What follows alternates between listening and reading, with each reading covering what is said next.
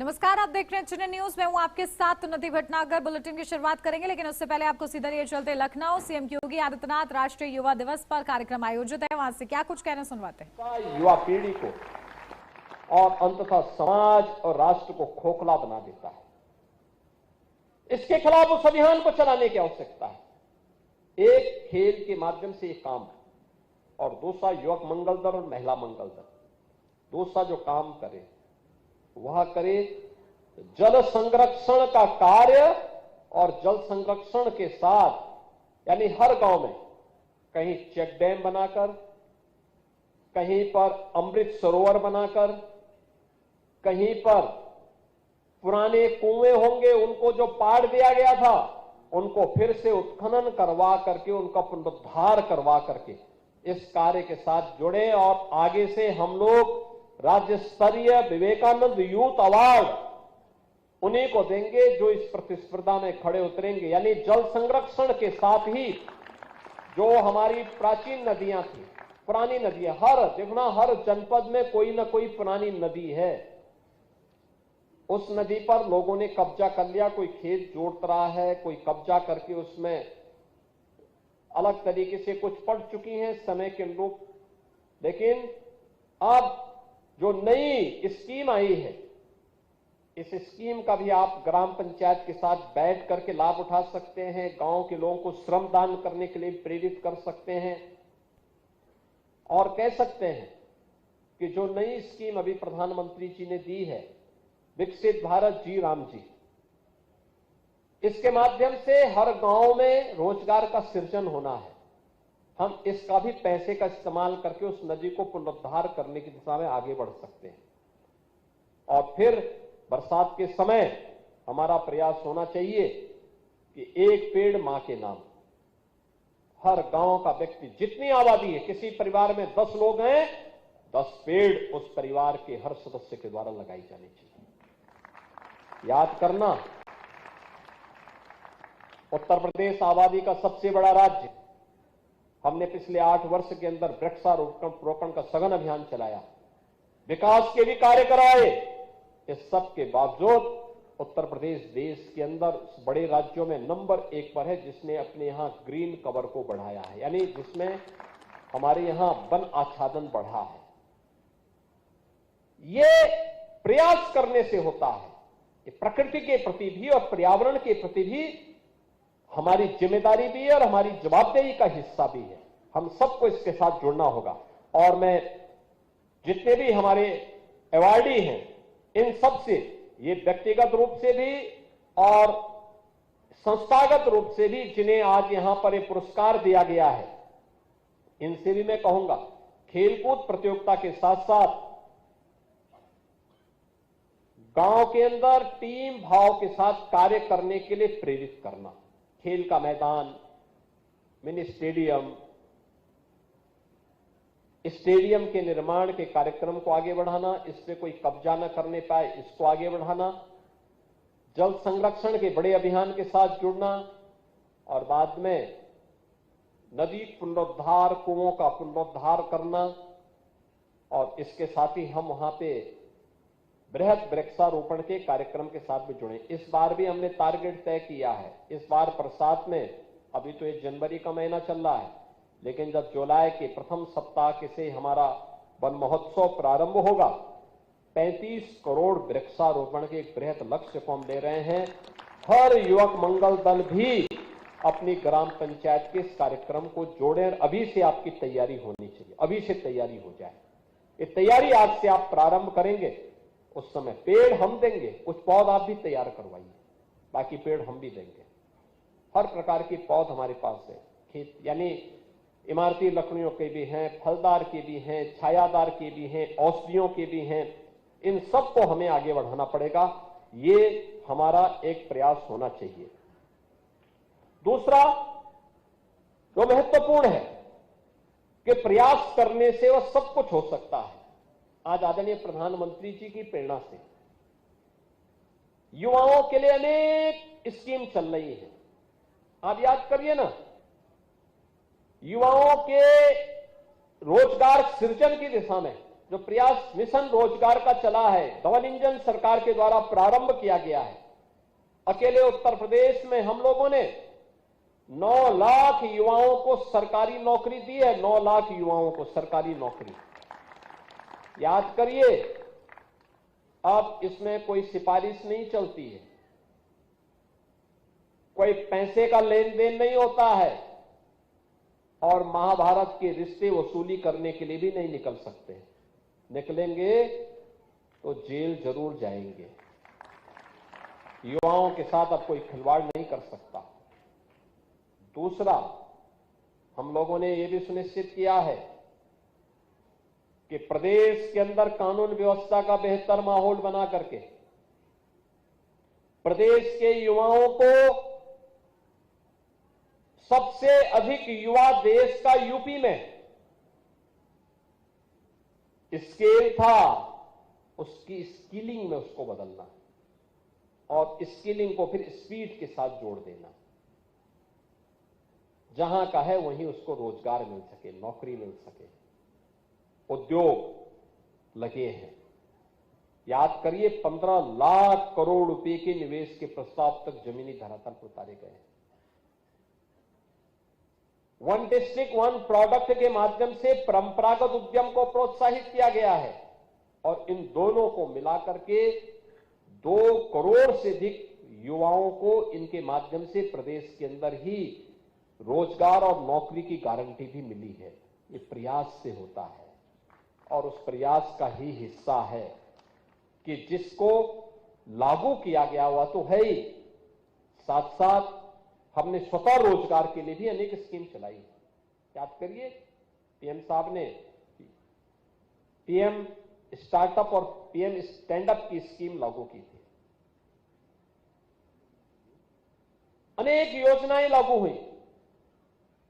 उत्तर प्रदेश के अंदर हम लोगों ने अपने युवाओं के लिए 2 करोड़ युवाओं को डिजिटली सक्षम बनाने के लिए स्मार्टफोन और टैबलेट वितरण की कार्रवाई युद्ध स्तर पर चल रही है। अब तक 50 लाख युवाओं को उससे जोड़ा जा चुका है। युद्ध स्तर पर इसको आगे बढ़ाया जा रहा है। लेकिन अभी सीएम युवा स्कीम के माध्यम से पहले चरण में 5 लाख रुपए, फिर इसके उपरांत हम लोगों ने अन्य स्कीम।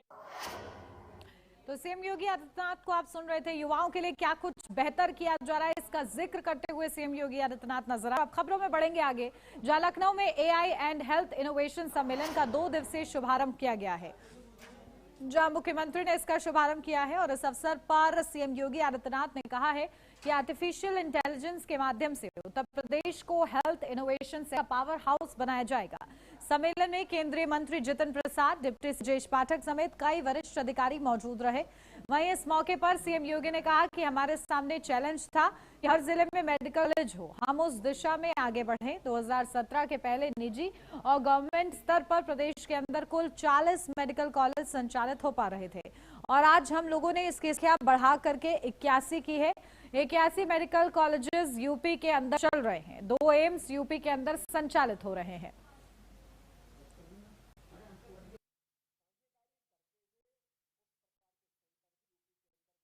हमारे सामने चैलेंज था कि हर जिले में मेडिकल कॉलेज हो, उस दिशा में आगे बढ़े। 2017 के पहले निजी और गवर्नमेंट के स्तर पर प्रदेश के अंदर कुल 40 मेडिकल कॉलेज संचालित हो पा रहे थे और आज हम लोगों ने इसकी संख्या बढ़ाकर के 81 की है। 81 मेडिकल कॉलेजेस यूपी के अंदर चल रहे हैं। 2 एम्स यूपी के अंदर संचालित हो रहे हैं। जब 2020 में कोविड आया था, कोविड-19 के समय उत्तर प्रदेश के अंदर 36 जनपद ऐसे थे जिनमें आईसीयू का एक भी बेड नहीं था। आईसीयू नहीं होंगे तो मिनी आईसीयू भी नहीं होंगे। स्वाभाविक रूप से इससे आगे की स्थिति, डिजिटल एक्सरे की व्यवस्था भी नहीं थी, कलर डॉपलर की व्यवस्था भी नहीं थी, ब्लड बैंक भी नहीं थे, डायलिसिस की व्यवस्था नहीं थी, ऑक्सीजन प्लांट नहीं थे और अन्य क्रिटिकल केयर के लिए भी कोई बेहतर व्यवस्था यूपी के अंदर, लखनऊ को छोड़ दें तो अन्य जनपदों में नहीं थी।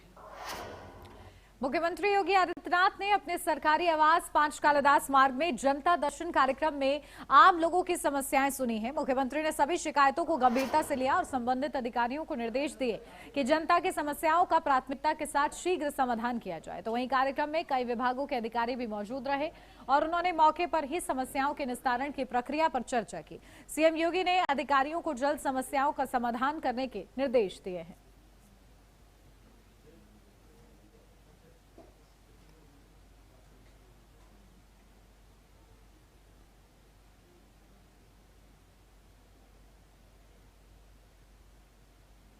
तो देखिए, सीएम योगी आदित्यनाथ ने जनता दरबार लगाया, उसी की तस्वीरें ये हम आपको दिखा रहे हैं किस तरीके से शिकायतों को सुना है सीएम योगी आदित्यनाथ ने आम जनमानस की, और साथ ही साथ इसके निस्तारण के लिए संबंधित अधिकारियों को निर्देश भी दिए हैं।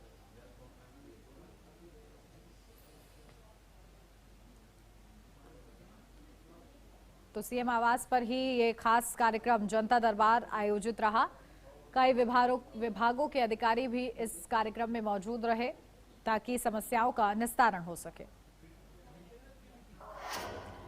कौशाम्बी जिले के कोखराज थाना क्षेत्र में देर रात गौ तस्करों के साथ पुलिस की मुठभेड़ हुई। जवाबी कार्रवाई में मनोज पुत्र मोतीलाल घायल हो गया, जबकि उसके 2 साथी अजय चौबे और अजमेरी को अरेस्ट कर लिया गया है।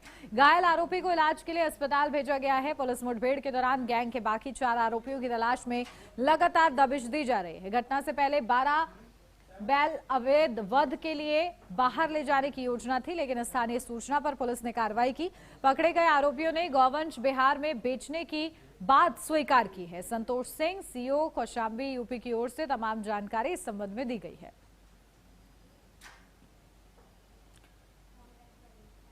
इससे संबंधित अभियुक्तों को कोखराज पुलिस और कार्रवाई में एक व्यक्ति को गोली लगी, जिसको अस्पताल भेजा गया। 2 अभियुक्त गिरफ्तार हुए, विधिक कार्रवाई की जा रही है।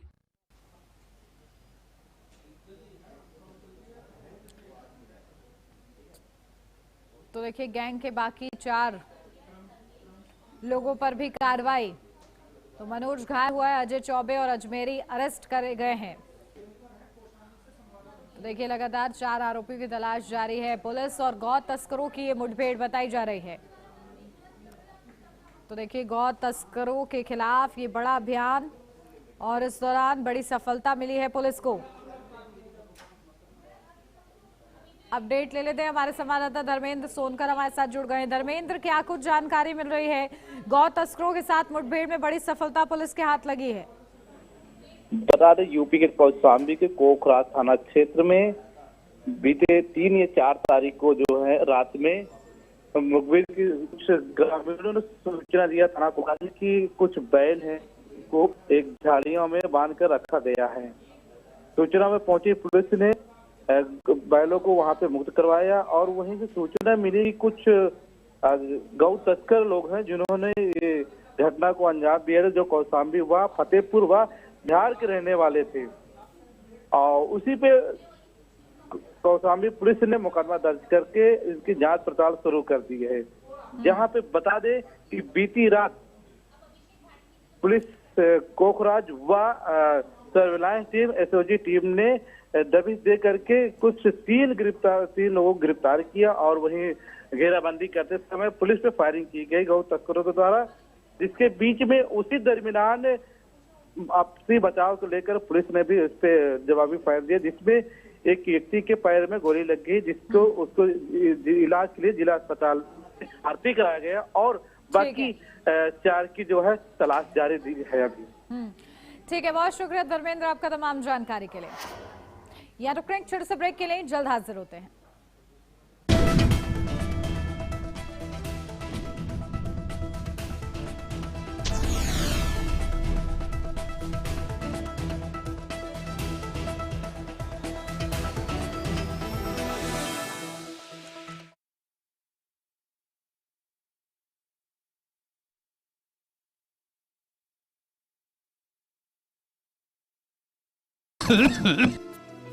मुल्तानी घोका कॉफ सिरप, इसके तुलसी जैसे गुणकारी तत्व तुरंत असर दिखाएं और खांसी को कहें गुड बाय। मुल्तानी घोका कॉफ सिरप। क्या आप दुबले पतले कमजोर हैं, आपकी सेहत नहीं बनती? भूख कम लगती है, वजन नहीं बढ़ता। दरअसल मेन बात खाना पीना खाना नहीं है, मेन बात है खाया पिया लगना। और अगर खाया पिया लगेगा ही नहीं तो आपकी सेहत बनेगी कैसे? इसलिए हमारी संस्था सन्यासी आयुर्वेदा ने एक ऐसी दवा का निर्माण किया है जो कि आपके लिवर, आपके पाचन तंत्र को दुरुस्त करने का काम करती है, ताकि आप जो भी खाएं उसका पूरे का पूरा निचोड़ आपके शरीर को लगे, आपकी भूख बढ़े, खाया पिया सही से लगे, नया खून बने, हड्डियों में जान आए, वजन बढ़े और आप मोटे तगड़े खूबसूरत पर्सनैलिटी के मालिक बन जाए। सिर्फ 655 रुपए की पूरे 1 महीने की दवा होती है और आप इसे घर बैठे 011-45454545 पर फोन करके दवा मंगवा सकते हैं। हर रोज हो जाता हूँ लेट, साफ नहीं होता है मेरा पेट। अबे घोचू, अथा इंडिया को मालूम है, पेट दफा हर रोग दफा। मुल्तानी घोग का कॉफ सिरप, इसके तुलसी जैसे गुणकारी तत्व तुरंत असर दिखाएं और खांसी को कहें गुड बाय। मुल्तानी घोग का कॉफ सिरप। जब सत्ता सवालों से कतराए, जब मुद्दे धुंध में छिप जाए, तब जरूरी है एक ऐसी आवाज जो शोर नहीं प्रहार करे। देखिए प्राइम टाइम प्रहार मेरे साथ, सोमवार से शुक्रवार सिर्फ HNN न्यूज पर।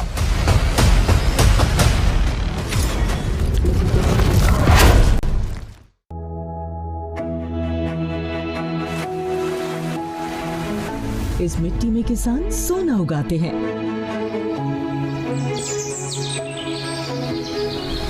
ये जंगल बहादुरी की कहानी कहते हैं और यहाँ के लोग उम्मीद का नया अध्याय लिखते हैं। छत्तीसगढ़ बदल रहा है, जिसकी हर तस्वीर दिखाएंगे हम अब नए अंदाज में।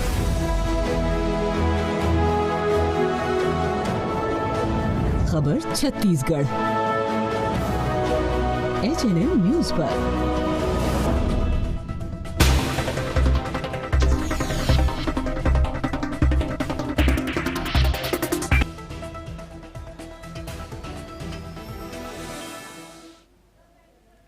ब्रेक के बाद स्वागत है आपका। बढ़ते हैं आगे। बरेली की सिरौली इलाके में घर में सो रहे युवक की सर कुचलकर हत्या कर दी गई।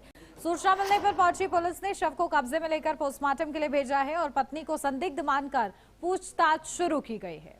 तो बरेली से पूरा मामला, जहां घर में सो रहे युवक की हत्या को अंजाम दिया गया है। पुलिस ने शव को पोस्टमार्टम के लिए भेजा है और साथ ही साथ संदिग्ध तौर पर महिला से, यानी कि उस युवक की पत्नी से पूछताछ की जा रही है।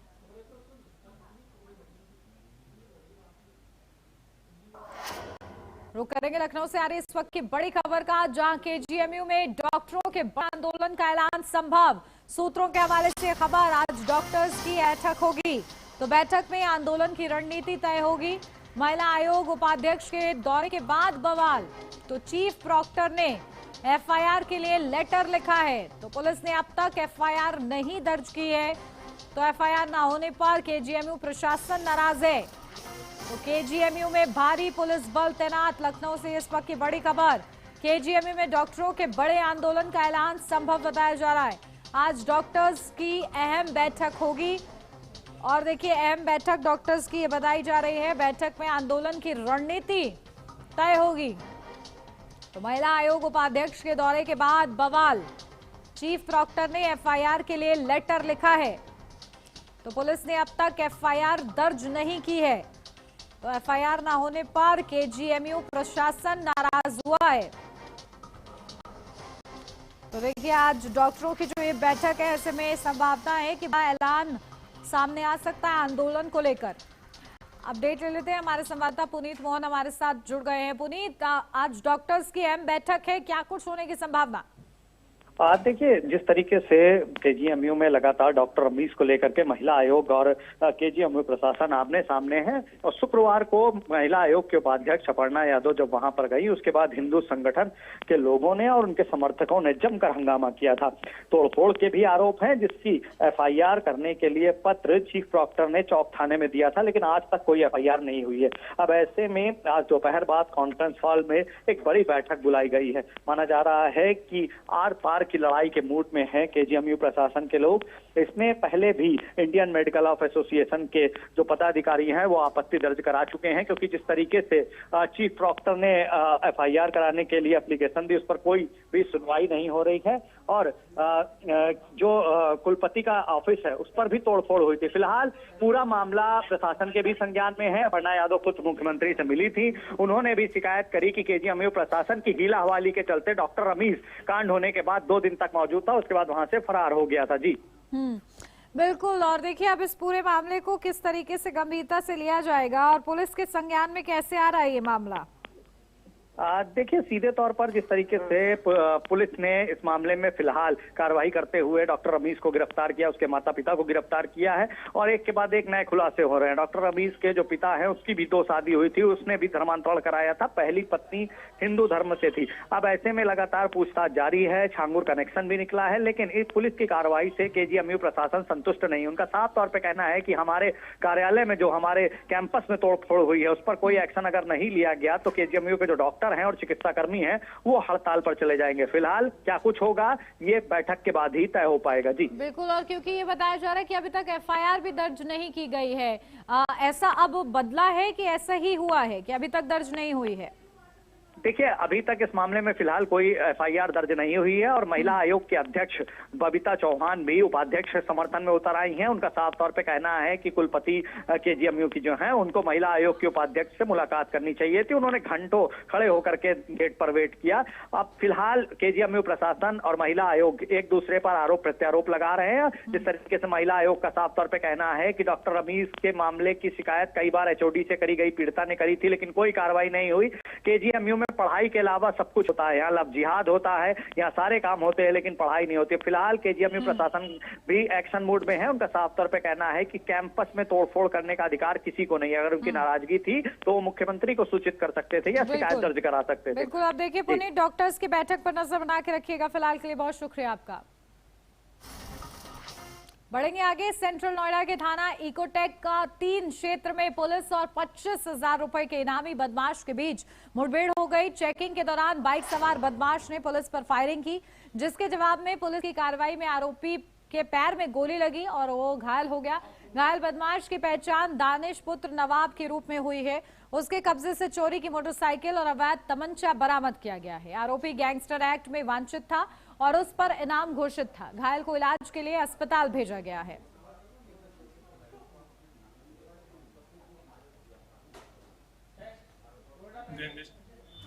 एक्ट के अभियोग में वांछित एक 25,000 के इनामी अभियुक्त को गिरफ्तार किया गया है। थाना पुलिस द्वारा चेकिंग की जा रही थी। चेकिंग के दौरान एक संदिग्ध व्यक्ति मोटरसाइकिल से आता हुआ दिखा, जिसे रोकने का इशारा किए जाने पर वह व्यक्ति तेज गति से अपनी मोटरसाइकिल लेकर के भागा।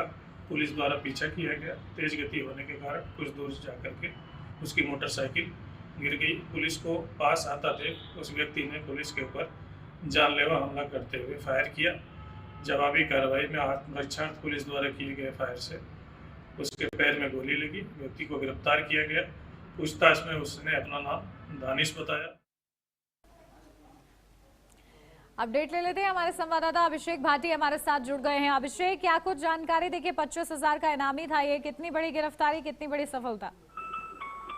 बिल्कुल रत्ती, सेंट्रल नोएडा में पुलिस और 25,000 रुपए के नामी बदमाश दानिश के बीच मुठभेड़ हुई है। कहीं न कहीं मुठभेड़ के दौरान बदमाश के पैर में गोली लगी, जिसके बाद वो घायल हो गया और पुलिस ने उसको जो है मोटरसाइकिल बरामद करने के बाद तत्काल उसको जो अस्पताल में भर्ती भी कराया। कहीं न कहीं घटना इकोटेक थाना क्षेत्र के यामाकट के पास हुई थी, जहां पर पुलिस टीम लगातार जो है चेकिंग करती है। तो कहीं न कहीं मोटरसाइकिल सवार एक व्यक्ति जो आता है दिखाई दिया था। पुलिस ने उसे रोकने का इशारा किया, लेकिन वह नहीं रुका और तेज गति से जो है मोटरसाइकिल को भगाने लगा, जिसके चलते पुलिस टीम द्वारा कार्रवाई की गई। तो साफ तौर पर आरोपी ने जो है पुलिस टीम पर फायरिंग कर दी और इसी के चलते जो है जवाबी कार्रवाई में आरोपी के पैर में गोली लगी और कहीं न कहीं वो घायल हो गए। बता दें कि घायल बदमाश की जो पहचान है वो बुलंदशहर के शिकारपुर थाना क्षेत्र के दानिश के रूप में है। कहीं न कहीं दानिश सीकोटरी थाने में दर्ज गैंगस्टर एक्ट के मामले में वंचित था और इस पर लगभग 25,000 रुपए का इनाम जो है वो कहीं न कहीं घोषित था। पुलिस ने दानिश के पास से चोरी की स्प्लेंडर मोटरसाइकिल और तमंचा और कारतूस भी कहीं न कहीं बरामद किया है। बरामद मोटरसाइकिल भी कहीं न कहीं बिसरख थाना क्षेत्र में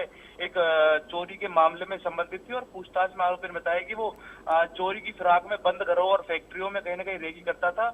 उसने साफ तौर पर यह भी स्वीकार किया है कि पहले भी अपने साथियों के साथ मिलकर कई चोरियों के बाद वो जेल भी जा चुका है। उन्नति, बिल्कुल ठीक है अभिषेक, बहुत शुक्रिया आपका तमाम जानकारी के लिए। और इसी के साथ इस बुलेटिन में बस इतना ही। खबरों का सिलसिला आगे भी जारी रहेगा, आप बने रहिए HNN न्यूज के साथ।